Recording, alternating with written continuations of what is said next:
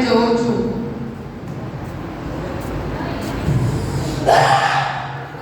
ક્યાં છે તું? બોલ. ક્યાં છે? હું સ્મશાનમાંથી આવું છું. શાંત થઈ જા. શાંત થઈ જા. મારા છોકરાઓ પર કાળા જાદુ થયો છે. જો મેં તમને મારા તંત્ર મંત્રની વિદ્યાથી મારી મેળવીને પ્રમાણે તમને બતાવું છું. ઠીક છે.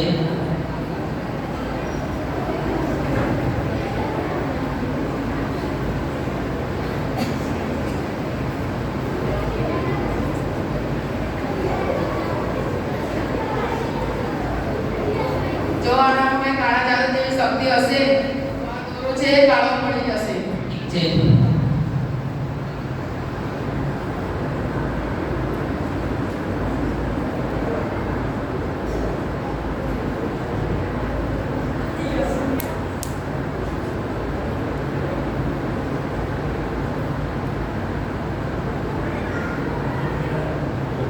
બાબા આ તો સાચું મેં કાળો પડી ગયો. તો આને તો ખરેખર કાંઈ જ નથી. હા, સાથે જ આમાં કાળા જાદુ છે. તો આનાથી ઉપર મેળવવા માટે શું કરવું પડશે? હા, આનો ઉપાય મારી પાસે છે. 10,000 રૂપિયા જેવો તમને ખર્ચો થશે. ઠીક છે.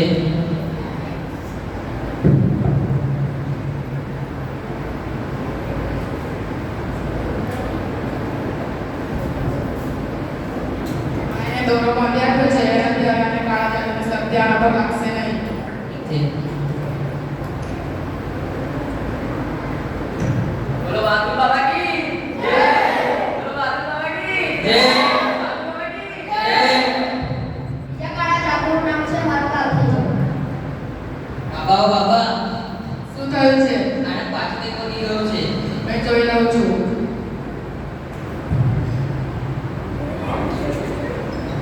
તમારા છોકરામાં તો બહુ ખતરનાક કાળા જાદુ કરેલો છે. તો આનાથી ઉપર મેળવવા માટે શું કરવું પડશે? મેં જોઈ લઉં છું.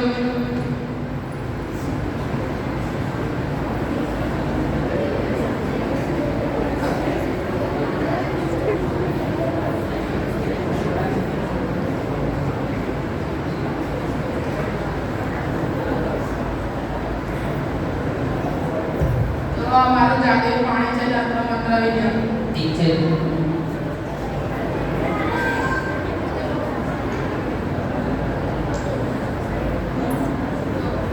તો આનો હાથ લાલ થઈ જશે તો આમાં સાથે જ કાળા જાદુની શક્તિ હશે. ઠીક છે.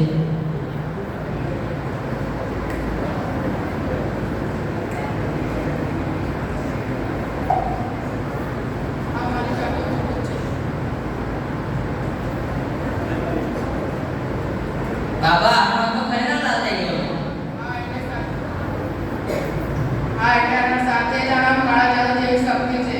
તો આનાથી ઉપર મેળવવા માટે શું કરવું પડશે? આના માટે તમારે 10 થી 15,000 રૂપિયાનો ખર્ચ થશે અને આને 5 દિવસ સ્મશાનમાં લઈ જઈને પૂજા કરવી પડશે. ઠીક છે. બોલો વાઘુ બાબા કી જય. બાબા કી જય. વાઘુ બાબા કી જય. બીજા કાળા જાદુનું નામ છે નારાયણમાંથી છોકરીનું નીકળવું. બાબા બાબા શું થયું છે? આને ફરીથી પર કંઈક વળી ગયો છે.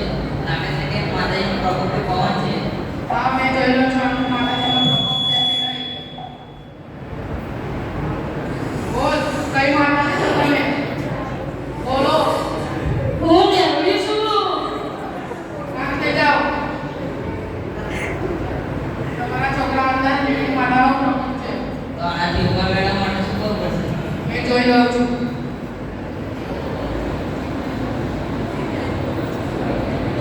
જો આ મારું નારિયેળ છે, જો આ તમારા છોકરા પર મેરી માતાનો પ્રકોપ હશે તો મેરી માતા ખર્ચો આપશે અને આમાંથી કંઈ જેવું કાઢશે. હા.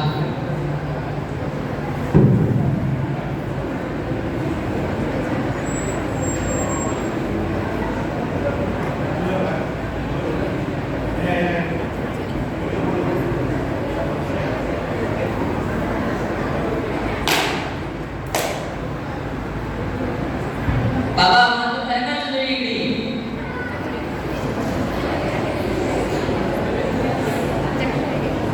આ સાચે જ તમારા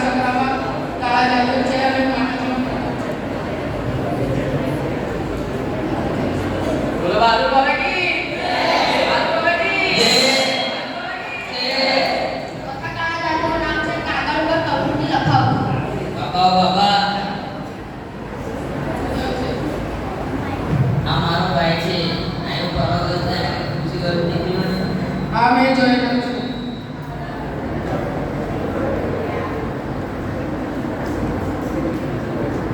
જો આ કોરો કાગળ છે, તમારા છોકરામાં કઈ કાળા જાદુ જોડેલ ભૂત પ્રેત હશે તો એમાં લખાઈ જશે. ઠીક છે.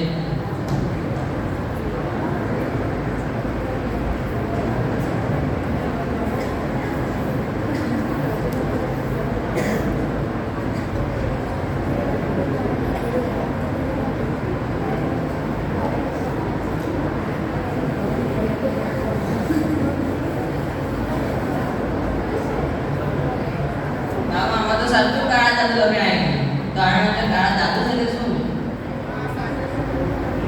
સાચે જ તમારા છોકરામાં કાળા જાદુ છે.